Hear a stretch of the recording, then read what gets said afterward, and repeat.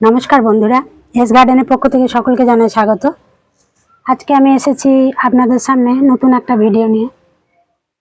গাছগুলো দেখছেন সবুজ সতেজ হয়ে আছে, বৃষ্টি হচ্ছে প্রচুর। এই গাছগুলোতে আমি মাঝে মাঝে এটা দিই, সার প্রয়োগ করি, জৈব সার। এই যে দেখছেন জবা গাছের গোড়া, লঙ্কা গাছ, প্রত্যেকটি গাছে কিন্তু আমি দিই।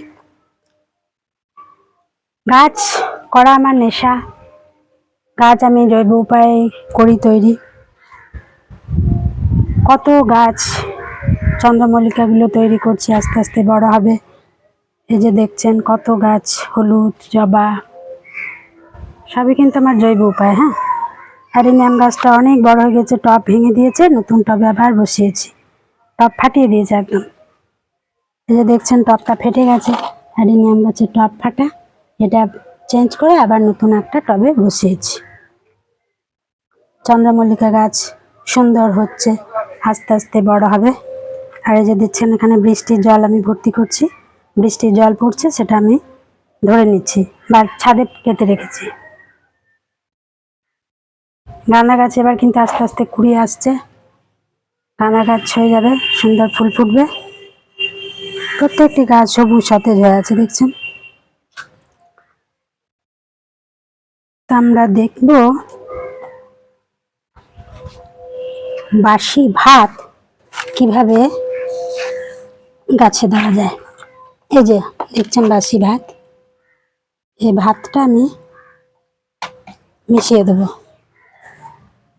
এই যে দেখছেন ভাত, এই ভাতটা আমি মাটির সঙ্গে পুরোটাই মিশিয়ে দেবো, আস্তে আস্তে মিশিয়ে দেবো। এইভাবে মাখিয়ে মাখিয়ে মিশিয়ে দেবো। তারপর দেখুন কি হয়। এই যে এইভাবে মিশিয়ে দিচ্ছি, হাতে করে নিয়ে একটু পাটি নিয়েছি, নিয়ে দিচ্ছি। এই যে এইভাবে মাখিয়ে দিলাম। এর মধ্যে একটু আবার গোবর সারও দিয়ে দিলাম, একটু বেশি হয়ে গেল।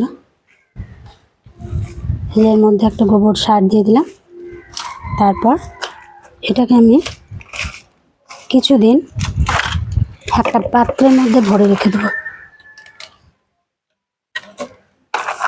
এই যে দেখছেন পাত্রের মধ্যে ভরছি। তো এই ভাতের মধ্যে প্রচুর জৈব উপাদান আছে, নাইট্রোজেন, ফসফরাস, পটাশিয়াম, ক্যালসিয়াম, ভাতের মধ্যে প্রচুর জৈব উপাদান আছে। সালফার, ভাত পচে গেলে তখন এটা হিউমাসে পরিণত হয়, আস্তে আস্তে এটা গাছে শিকড়ে প্রচুর উপকার করে।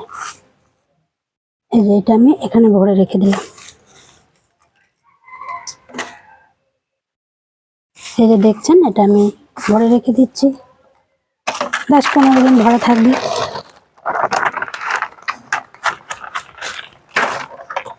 এভাবে এটা একটা ঢাকা দিয়ে দেবো।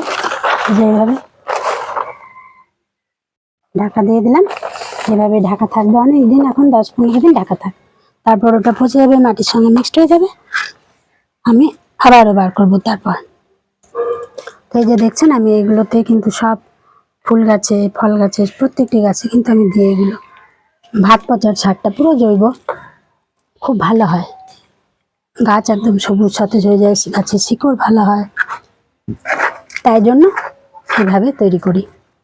তো বন্ধুরা, আমার ভিডিওটি ভালো লাগলে লাইক কমেন্ট করে দেবেন, অবশ্যই সাবস্ক্রাইব করবেন, পাশে থাকার জন্য বেল আইকনটি টিপে দেবেন। ধন্যবাদ, নমস্কার।